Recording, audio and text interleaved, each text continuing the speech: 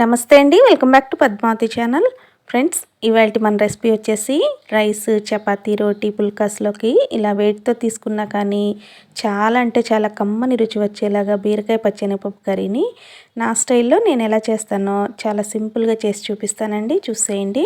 చూసే ముందు నా ఈ వీడియోకి ప్లీజ్ ఒక లైక్ ఇస్తారని ఆశిస్తున్నాను ఫ్రెండ్స్. మీరు ఇచ్చే లైక్ వల్ల నా ఈ వీడియో ఎక్కువ మందికి రీచ్ అయ్యే అవకాశం ఉంటుంది. ఈ కర్రీని ప్రిపేర్ చేసుకోవడానికి మనం ముందుగా పచ్చిశనగపప్పును నానబెట్టుకొని ఉంచుకోవాలండి. ఇలా ఒక పావు కప్పు పచ్చిశనగపప్పును తీసుకొని ఒక గిన్నెలోకి వేసుకొని కొద్దిగా వాటర్ పోసేసి శుభ్రంగా కడిగేసి తర్వాత మళ్ళీ కొన్ని వాటర్ పోసేసి ఒక 2-3 గంటల సేపు ముందుగా నానబెట్టుకొని ఉంచుకోవాలి.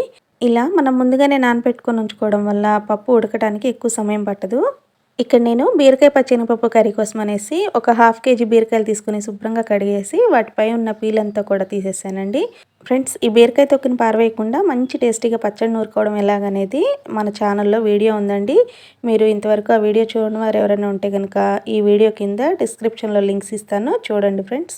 చూడండి, బీరకాయలన్నీ కూడా ఈ విధంగా చిన్న చిన్న ముక్కలుగా కట్ చేసుకున్నాను. అండ్ అలాగే ముందుగానే నానబెట్టి ఉంచుకున్న పచ్చిశనగపప్పు అంతా కూడా శుభ్రంగా మళ్ళీ ఒకసారి కడిగి ఈ విధంగా గిన్నెలో వేసుకున్నాను. అండ్ అలాగే ఒక 2 రెమ్మల కరివేపాకు, 3 పచ్చిమిరపకాయలు, మీడియం సైజు ఆనియన్ ఒకటి, అలాగే మీడియం సైజ్ టమాటాలు ఒక 2 తీసుకొని టమాటోలు, ఉల్లిపాయ, పచ్చిమిరపకాయలన్నీ కూడా కట్ చేసుకొని మొత్తం అన్నీ రెడీ చేసుకున్న తర్వాత ఇప్పుడు మనం కర్రీ ప్రిపేర్ చేసుకోవడం కోసం ముందుగా మనము స్టవ్ ఆన్ చేసేసి దాని మీద ప్యాన్ పెట్టేసుకొని అందులోకి 3 టేబుల్ స్పూన్స్ ఆయిల్ వేసుకొని హీట్ చేసుకోవాలి.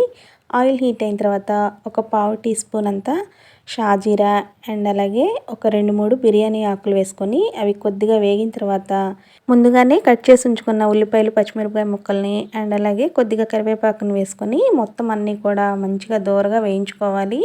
ఆనియన్స్, పచ్చిమిర్చి ఈ విధంగా మంచి కలర్ వచ్చే వరకు ఫ్రై చేసుకున్న తర్వాత ఇప్పుడు ఇందులోకి ఫ్రెష్గా నూరిన అల్లం వెల్లుల్లి పేస్ట్ 1 టేబుల్ స్పూన్ వేసుకొని అల్లం వెల్లుల్లి పేస్ట్లోంచి పచ్చివాసన అంతా పోయి మంచి అరోమా బయటికి రిలీజ్ అయ్యే వరకు ఫ్రై చేసుకున్న తర్వాత ఇప్పుడు మనం ముందుగానే నానబెట్టుకొని ఉంచుకున్న పచ్చిశనగపప్పు అంతా కూడా వేసుకొని 1-2 నిమిషాల పాటు వేయించుకోవాలి. ఈ విధంగా శనగపప్పుని మనం ముందుగానే ఫ్రై చేసుకోవడం వల్ల ఈ శనగపప్పులో ఉండే పచ్చివాసన అంతా పోయి కర్రీకి మంచి టేస్ట్ వస్తుంది.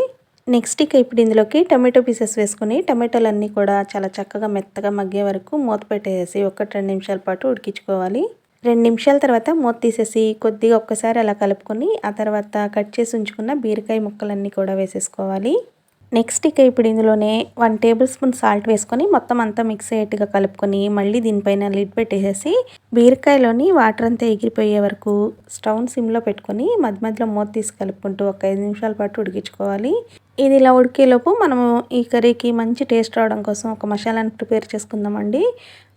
ఈ మసాలా కోసం మనము ఒక 2 అంగుళాల సైజ్ అంతా ఎండు కొబ్బరి, 5-6 లవంగాలు, 1 ఇంచు దాల్చిన చెక్క అండ్ అలాగే ఒక 1/2 టేబుల్ స్పూను ధనియాలు, ఒక 2 వెల్లుల్లి రెబ్బలు ఇవన్నీ కూడా మిక్సీలో వేసుకొని చక్కగా మెత్తగా గ్రైండ్ చేసుకోవాలి. చూడండి, ఈ విధంగా మెత్తగా గ్రైండ్ చేసుకున్న ఈ మసాలా పౌడర్ని పక్కన ఉంచేసి ఇప్పుడు మనము కర్రీ ఎంతవరకు ఉడికిందో మూత తీసి చూద్దామండి. ఆల్మోస్ట్ వాటర్ అంతా కూడా ఎగిరిపోయి ఈ విధంగా చక్కగా బీరకాయ అంతా కూడా ఒక 50% కుక్ అయిపోయింది. ఇప్పుడు ఇందులోకి 1/2 టేబుల్ స్పూన్ పసుపు, 1 టేబుల్ స్పూన్ కారము వేసుకొని మొత్తం మిక్స్ అయ్యేట్టుగా కలుపుకోండి. సో చూస్తున్నారు కదా, పసుపు, కారం అంతా కూడా బాగా మిక్స్ అయ్యేట్టుగా ఈ విధంగా కలుపుకున్న తర్వాత ఇప్పుడు ఇందులోకి మనం ఇందాక మిక్సీ పట్టుకొని ఉంచుకున్నాం కదా మసాలా పౌడర్, అదంతా కూడా వేసేసుకొని మళ్ళీ ఒకసారి ఇదంతా బాగా మిక్స్ అయ్యేట్టుగా కలుపుకుంటూ 1 నిమిషం పాటు వేయించుకున్న తర్వాత ఇప్పుడు ఇందులోకి ఎసరు పోసుకోవాలండి. ఇక్కడ నేను ఒక 1/2 కప్పు వాటర్ని ఇందులోకి పోసుకుంటున్నాను. మీకు కొంచెం గ్రేవీ ఎక్కువగా కావాలనుకుంటే కొద్దిగా వాటర్ని యాడ్ చేసుకోవచ్చు. ఇప్పుడు ఒక్కసారి సాల్ట్ కరెక్ట్గా ఉందో లేదో చెక్ చేసుకొని ఒకవేళ సరిపోకపోతే మరి కొంచెం యాడ్ చేసి మొత్తం అంతా కూడా మిక్స్ అయ్యేట్టుగా కలుపుకొని ఇప్పుడు మళ్ళీ దీని మీద లిడ్ పెట్టేసేసి ఒక్క 5 మినిట్స్ పాటు స్టవ్ ఫ్లేమ్ని లోలోకి అడ్జస్ట్ చేసుకొని కూర అంతా కూడా చాలా చక్కగా మెత్తగా మగ్గే వరకు ఉడికించుకోవాలి. చూస్తున్నారు కదా, 5 మినిట్స్ తర్వాత మూత తీసి చూసామంటే ఈ విధంగా కర్రీ అంతా కూడా బాగా దగ్గరకు అయిపోయి మనం ఇందులో వేసుకున్న పచ్చిశనగపప్పు కూడా చాలా చక్కగా మెత్తగా ఉడికిపోయి ఉంటుందండి. ఇప్పుడు మనం దీనిలోకి ఫైనల్గా ఒక చిన్నుల్లిపాయ రెబ్బ తీసుకొని కచ్చపచ్చగా దంచి ఈ కర్రీలోకి వేసుకోవాలి. ఇది వేసుకుంటే దీని ఫ్లేవరు ఈ కర్రీకి పట్టి కర్రీకి మంచి టేస్ట్ వస్తుందండి.